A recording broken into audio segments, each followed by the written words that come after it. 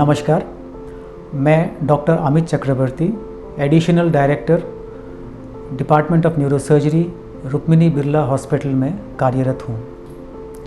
आज मैं आप लोगों के साथ ब्रेन ट्यूमर के बारे में कुछ बातें डिस्कस करना चाहूँगा, कुछ अवेयरनेस करवाना चाहूँगा कि किस प्रकार से जब कोई हमारे जानकारी में किसी को ब्रेन ट्यूमर होता है तो उन मरीजों को कैसे मैनेज करना चाहिए।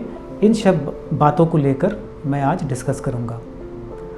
जैसे कि आपको पता है कि जब भी ब्रेन ट्यूमर का पेशेंट आता है तो घर वालों का एक सबसे पहला सवाल होता है कि डॉक्टर साहब ये कैसे हो गया, ब्रेन ट्यूमर किस प्रकार से पनप गया। इसमें मैं आपको इतना ही कहना चाहूँगा कि ब्रेन ट्यूमर क्यों बनता है इसके बारे में हमारे पास कोई ठोस सबूत नहीं है, पर हाँ कुछ पैदाइशी बीमारियां होती है जैसे कि न्यूरोफाइब्रोमैटोसिस, और उन मरीजों को जिनको सिर में और गर्दन में रेडिएशन लगा है, इन लोगों को ब्रेन ट्यूमर होने की संभावना बाकी लोगों से ज़्यादा होता है।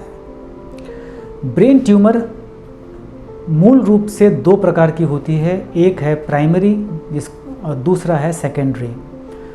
प्राइमरी का मतलब होता है जो ट्यूमर दिमाग में ही बना है और दिमाग में ही पनप रहा है, और सेकेंडरी का मीनिंग है कि वो दिमाग में शरीर के कोई दूसरे अंग से फैलकर दिमाग में गया है। इसके अलावा ट्यूमर्स मैलिग्नेंट या बेनाइन इस प्रकार से भी हम डिवाइड कर सकते हैं।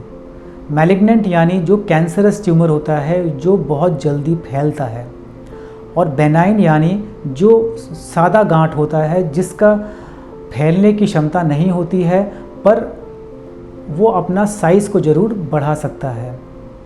दिमाग में जो भी गांठ होता है वो मैलिग्नेंट हो या बेनाइन हो या दिमाग बॉडी के कोई दूसरे हिस्से से आया हो, उन सब में जो लक्षण पाया जाता है और उन लक्षण का जो कारण है वो मूल रूप से 3 कारणों से पाया जाता है।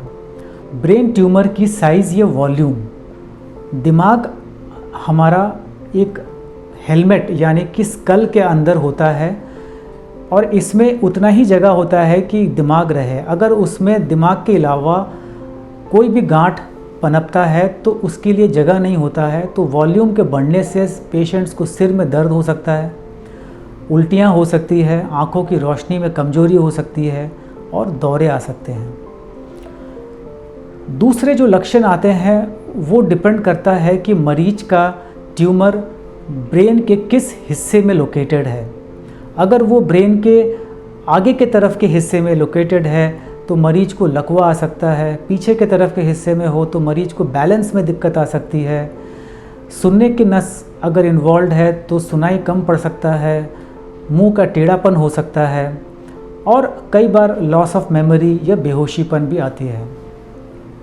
एक तीसरा जो कारण है ब्रेन ट्यूमर के सिम्टम्स का वो है हाइड्रोकेफेलस, यानी कि दिमाग के पानी की थैली जो होती है उसमें अगर ट्यूमर के वजह से रुकावट आती है तो ब्रेन में पानी का प्रेशर बढ़ जाता है और इसके कारण से दिमाग में पानी का प्रेशर बढ़ने से आँखों की रोशनी जा सकती है, सिर में दर्द हो सकता है, लगातार उल्टियाँ आ सकती है। अब जब हमारे पास कोई पेशेंट ब्रेन ट्यूमर का इन सिम्टम्स लेकर आता है तो सबसे पहले हम मरीज का सीटी स्कैन करते हैं और उसके आधार पर एमआरआई विद और विदाउट कॉन्ट्रास्ट हम करते हैं ताकि ट्यूमर को डिलीनिएट कर सके, ट्यूमर का टाइप को पता कर पाएँ और उसके इलाज और ट्रीटमेंट स्ट्रैटेजीज़ को डिसाइड कर पाएँ। अब हम जब ट्रीटमेंट का बात करते हैं तो ट्रीटमेंट कई प्रकार से होती है, पर जो स्ट्रैटेजीज़ हैं ट्रीटमेंट का, जो स्ट्रैटेजीज़ हैं, जो मेथोडोलॉजी है वो डिपेंड करता है ट्यूमर का टाइप पे कि वो मैलिग्नेंट है कि नहीं है, पेशेंट का जनरल कंडीशन कैसी है और एक्सपेक्टेड लाइफ कितना है। और एक चीज़ जो हम नज़र पे रखते हैं वो है क्वालिटी ऑफ लाइफ। मरीज को अगर ट्यूमर है तो हम किस प्रकार से इलाज करें ताकि उनका क्वालिटी ऑफ लाइफ अच्छा रहे। ट्रीटमेंट मोडालिटीज़ में सबसे पहले होता है सर्जरी। सर्जरी का एम होता है कि मैक्सिमल रिसेक्शन ऑफ ट्यूमर। इसका मतलब ट्यूमर को ज़्यादा से ज़्यादा वॉल्यूम में कमी लाए ताकि उसके प्रेशर इफ़ेक्ट्स कम हो जाए, और उस ट्यूमर को हम बायोप्सी के लिए भेजते हैं और ट्यूमर मार्कर स्टडी के लिए भेजते हैं। And based on that patient की रेडियोथेरेपी यानी कि सिकाई की ज़रूरत पड़ती है, और अगर ट्यूमर बहुत ही मैलिग्नेंट होता है तो उसमें कीमोथेरेपी की ज़रूरत पड़ती है। एक चौथा मोडालिटी है गामा नाइफ थेरेपी। ये कोई नाइफ नहीं होता है, ये एक रेडियोथेरेपी होता है, फोकस्ड बीम ऑफ रेडियोथेरेपी होता है, जो कि हम उन पेशेंट्स को दे सकते हैं जिनका ट्यूमर का साइज़ बहुत छोटा है, 2 सेंटीमीटर से कम की ट्यूमर में, और ख़ासकर अगर वो बहुत डीप सीटेड है जिसमें सर्जिकल अप्रोच ज़्यादा कॉम्प्लिकेटेड होता है। इन केसेस में गामा नाइफ की यूज़ होता है।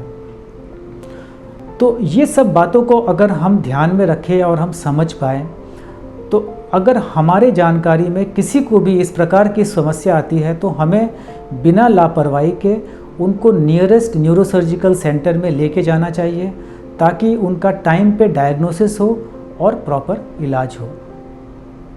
Thank you. नमस्कार।